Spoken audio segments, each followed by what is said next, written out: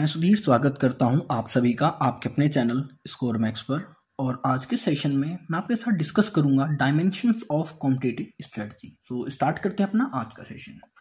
सबसे पहले हम बात कर लेते हैं कि कॉम्पिटिशन स्ट्रेटजी होता क्या है। Competition strategy is a set of policies and procedures that business uses to gain competitive advantage in the market. तो बेसिकली कॉम्पिटिटिव स्ट्रेटजी क्या है, इसके अंदर आपके मल्टीपल सेट्स और प्रोसीजर्स होते हैं जिनका यूज करती है कोई भी बिजनेस फर्म मार्केट के अंदर कॉम्पिटिटिव एडवांटेज को गेन करने के लिए। So there are many different dimensions of competitive strategy. तो यहाँ पर हम देखेंगे कि कौन कौन से डायमेंशंस होते हैं जिनकी हेल्प से कोई भी फर्म कॉम्पिटिटिव एडवांटेज गेन करती है। सबसे पहला हमारे पास जो डायमेंशन है वो है स्पेशलाइजेशन। मतलब आप किसी भी प्रोडक्ट या सर्विस के किसी भी पार्ट को इतने अच्छे से बनाओ, इतने एफिशिएंटली बनाओ कि मार्केट में कोई कॉम्पिटिटर उसको बीट ही ना कर सके। तो इनका पहला फोकस क्या होता है, specialisation. Focus on product lines, market segmentation and niche markets in which the organisation excels. तो यहाँ पर इन्हें फोकस करना होता है कि अपनी प्रोडक्ट लाइन में किस तरीके के प्रोडक्ट को मार्केट में सेल किया जाए, कितने तरीके के प्रोडक्ट में डील करें, किस सेगमेंट को टारगेट किया जाए, किस नीश मार्केट में हम एंटर करें। तो बेसिकली यहाँ पर इनका मेन फोकस होता है स्पेशलाइजेशन। जिस भी प्रोडक्ट लाइन, मार्केट सेगमेंटेशन या मार्केट के अंदर ये अपने प्रोडक्ट को लॉन्च करें, इनका फोकस होता है कि इनसे बेटर क्वालिटी और प्राइस उस प्रोडक्ट के कोई भी ऑर्गेनाइजेशन प्रोवाइड ना कर सके। ये कैसे होगा पॉसिबल, जब इनके पास स्पेशलाइजेशन होंगी। तो सबसे पहला डायमेंशन है specialisation. Second one is branding. Emphasize brand identification and use promotional techniques to build brand recognition। तो दूसरा हमारे पास क्या है डायमेंशन, कि अपनी ब्रांडिंग करना। ब्रांडिंग कैसे होगी, आप हो सकता है प्रमोशनल एक्टिविटी कर रहे हैं, आप एडवर्टाइजमेंट पे ज़्यादा एक्सपेंस कर रहे हैं, या मतलब ऐसा कोई भी काम करो जिसके थ्रू कि आपके प्रोडक्ट की, आपके नेम की जो रिकग्निशन है कंज्यूमर्स के माइंड में सेट हो जाए। वो आपके प्रोडक्ट को एक बार देखते ही पहचान जाए कि हाँ ये ब्रांड अच्छी क्वालिटी की है, रिलायबल है, मतलब कुछ इस तरीके का। अपने प्रोडक्ट को, अपने नेम को एक ब्रांड तक स्टैब्लिश करना, ये होता है हमारा दूसरा डायमेंशन कॉम्पिटिटिव स्ट्रेटजी का। अब थर्ड है आपका पुश वर्सेस पुल स्ट्रेटजी। तो इसके अंदर हम अपने प्रोडक्ट को सेल करने के लिए इन स्ट्रेटजी का यूज़ करते हैं। तो दोनों में से कोई भी ऑर्गेनाइजेशन यूज़ कर सकती है, डिपेंड करता है कि ऑर्गेनाइजेशन का क्या स्ट्रक्चर है, कैसा प्रोडक्ट है, कैसी क्वालिटी है। Decide whether the push the product to the target customer और attract customers interest through strategy like online platform. तो यहाँ पर दो काम होते हैं। एक तो होता है कि अपनी प्रोडक्शन बढ़ाकर मार्केट में ज़्यादा से ज़्यादा उसको अवेलेबल करवा दो, उसकी पेनिट्रेशन करा दो कि हर जगह आपका ही प्रोडक्ट मार्केट में अवेलेबल दिखे, तो कस्टमर वहाँ से उसको परचेज करेंगे, ये एडवांटेज हो जाएगी क्योंकि सेल्स बढ़ रही है आपकी। और दूसरा होता है कि अपने प्रोडक्ट को इस तरह मॉडिफाई करो, इतना यूनिक बनाओ कि कस्टमर अपने आप उसकी तरफ अट्रैक्ट हो उसको परचेज करने के लिए। इसके नेक्स्ट है आपका डिस्ट्रीब्यूशन चैनल, कि आप अपने प्रोडक्ट को डिस्ट्रीब्यूट करने के लिए किस मीडियम का यूज़ कर रहे हैं, क्योंकि बहुत ज़्यादा इंपॉर्टेंट रोल प्ले करता है आपकी स्ट्रेटजी के अंदर। आप खुद के स्टोर्स ओपन कर रहे हैं, आप फ्रेंचाइजी दे रहे हैं, आप लाइसेंस दे रहे हैं, आप रिटेल आउटलेट्स ओपन कर रहे हैं, आप ऑनलाइन प्लेटफॉर्म का यूज़ कर रहे हैं, आप स्पेशलिटी आउटलेट्स का यूज़ कर रहे हैं या बिग बाजार्स का यूज़ कर रहे हैं, मतलब किस तरीके के अप्रोप्रिएट डिस्ट्रीब्यूशन चैनल का यूज़ कर रहे हैं, ये भी बहुत ज़्यादा ज़रूरी होता है। Select the most appropriate distribution channel. तो आपको क्या करना होता है, आपके पास जितने भी चैनल्स अवेलेबल हैं उनमें से सबसे मोस्ट अप्रोप्रिएट को यूज़ करना अपने बिजनेस के हिसाब से, such as company owned stores, retail outlet, online platforms और स्पेशलिटी आउटलेट्स। इसके बाद आता है आपका fifth factor, quality of product. क्योंकि देखो, अगर आपके प्रोडक्ट की क्वालिटी अच्छी है तो कहीं ना कहीं कंज्यूमर उसकी तरफ अपने आप अट्रैक्ट होएगा और आपको एक प्रीमियम अमाउंट भी पे करने के लिए रेडी रहेगा।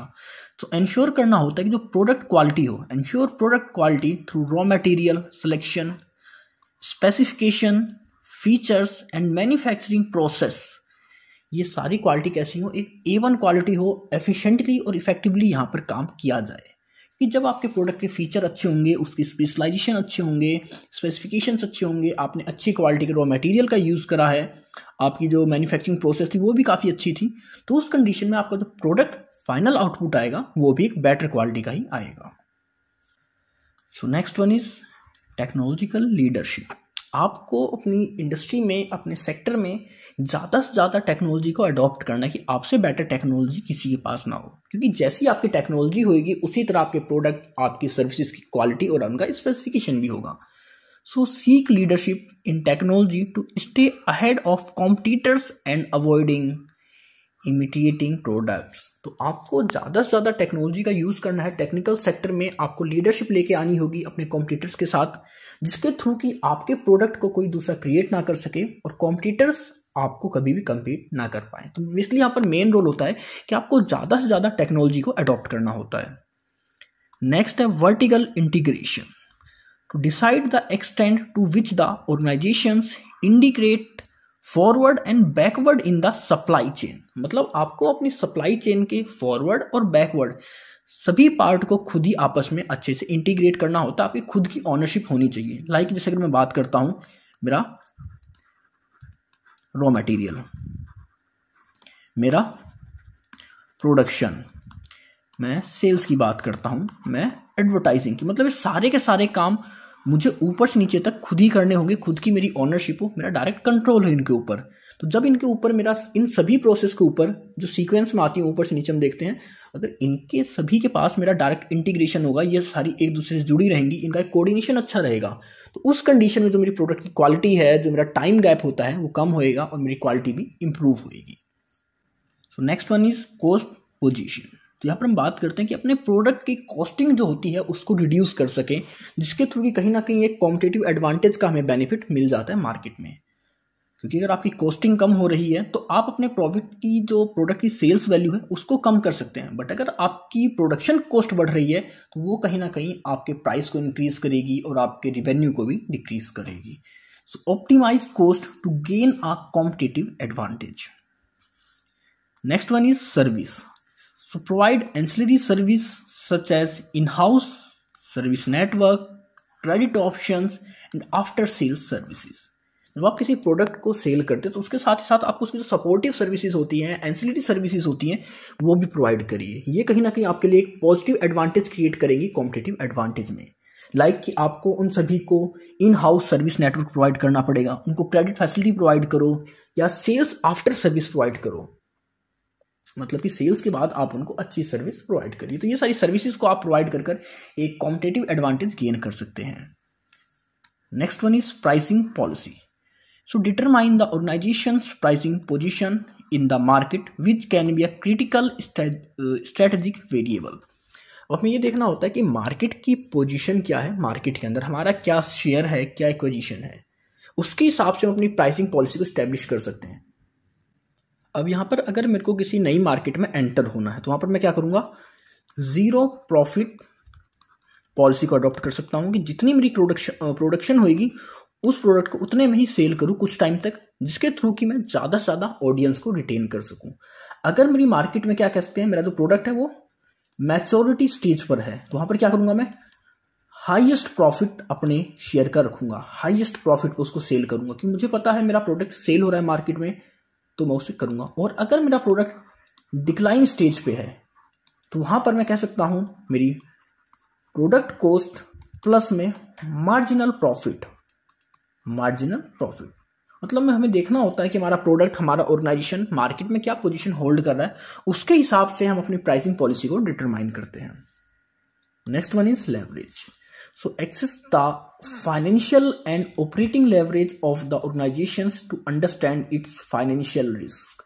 अब आप ऑर्गेनाइजेशन में हैं तो आपको देखना होगा कि आपके जो भी फाइनेंशियल या जो ऑपरेटिंग खर्चे हैं, जो उनके रिकॉर्ड्स हैं या उनकी जो भी स्टेटमेंट है वो क्या शो कर रही हैं। आपको उनके पास्ट रिकॉर्ड्स को चेक कर कर आप ये पता लगा सकते हैं कि फाइनेंशियल रिस्क क्या है, हमारे पास कितना पैसा अवेलेबल है, कितने फंड्स अवेलेबल हैं, कहाँ इन्वेस्ट कर सकते हैं और क्या हमारा कौन सा सोर्स है जो हमें रिवेन्यू दे रहा है। क्योंकि जब आप इन सभी लेवरेज को आपस में कंपेयर करोगे, इनको स्टडी करोगे, तो आपको एक बेटर अंडरस्टैंडिंग हो जाएगी regarding to your financial stability. Last one is relationship of SBU with parent organisations, कि आपके जो स्ट्रेटेजिक बिजनेस यूनिट हैं उनका उनके पेरेंट ऑर्गेनाइजेशन के साथ एक हेल्थी रिलेशनशिप होना चाहिए। Consider how a strategic business unit, जिसे कि हम एसबीयू कहते हैं, with in a conglomerate interact with the parent organizations and how it affects its objectives and resource allocation। इसको आप ऐसे ले सकते हैं कि कोई ए ऑर्गेनाइजेशन है, ए ऑर्गेनाइजेशंस ये ऑटोमोबाइल में भी डील करता है, ये आपके इलेक्ट्रॉनिक्स में भी डील करते हैं, ये आपके बेवरेज में भी डील करते हैं, होटल इंडस्ट्री में भी हैं ये। मतलब कोई ऐसी कंपनी पेरेंट ऑर्गेनाइजेशंस जिसके मल्टीपल सेगमेंट में वो डीलिंग करते हैं, उनका बिजनेस है, hotel industry, beverage, automobile, electronic, garment, मतलब बहुत सारे उनके हैं। तो ये सब तो क्या कहलाते हैं, ये सब कहलाते हैं कॉन्ग्लोमेरेट। मतलब एक ही बिजनेस यूनिट के, एक पेरेंट ऑर्गेनाइजेशंस के बहुत सारे अलग अलग सेगमेंट बिजनेस यूनिट्स, और उन अलग अलग बिजनेस सेगमेंट्स के लिए एक अलग अलग ही ग्रुप होता है। जैसे अगर होटल है तो होटल के लिए एक अलग हमारे पास बिजनेस यूनिट होगी जो कि स्पेसिफिक होटल्स के लिए अपने आप के लिए रूल्स रेगुलेशंस को बनाएगी, अपनी स्ट्रेटजीज को बनाएगी। इसी तरह अगर हम बात करेंगे ऑटोमोबाइल के लिए तो इनकी एक अलग यूनिट होगी जो उनके लिए स्ट्रेटजीज बनाएगी। तो इन सभी एसबीयू का, स्ट्रेटेजिक यूनिट्स का इनके पेरेंट ऑर्गेनाइजेशन के साथ एक हेल्थी रिलेशनशिप होना चाहिए, जिसके थ्रू कि कहीं ना कहीं जो रिसोर्सेज होते हैं, जो एक फाइनेंशियल सपोर्ट या अदर जो भी सपोर्ट होते हैं, वो इन सभी को प्रॉपर मिल सकें। For example, a low cost position may be achieved through high vertical integration and this could impact product quality। अब अगर आप मार्केट में अपने प्रोडक्ट को सबसे कम कॉस्ट में लाना चाहते हो तो कैसे अचीव कर सकते हैं आप?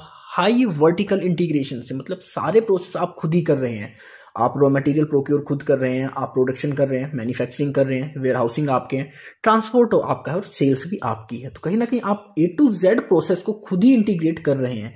इसकी वजह से कहीं ना कहीं आप एक अपने प्रोडक्ट को जो कॉस्टिंग होती है वो कम कर मार्केट में उसको लो कॉस्ट में अवेलेबल करा सकते हैं। तो ये ऑर्गेनाइजेशन के ऊपर डिपेंड करता है कि वो इन डायमेंशंस का किस तरह यूज करता है इन्वायरमेंट के अंदर अपने लिए एक कॉम्पिटिटिव एज या कह सकते हैं कॉम्पिटिटिव स्ट्रेटजी को गेन करने के लिए। और ये डिपेंड करता है कि आपकी किस तरह की स्ट्रेटजी है, किस तरह के मार्केट में आप एंटर कर रहे हैं। सो आई होप आपको सारे पॉइंट्स क्लियर हो गए होंगे। अगर आपको कोई इशू है, कोई डाउट है तो आप कमेंट सेक्शन में कमेंट कर मुझसे पूछ सकते हैं। और अब आप मुझे मेरे इंस्टाग्राम और टेलीग्राम पर भी फॉलो कर सकते हैं।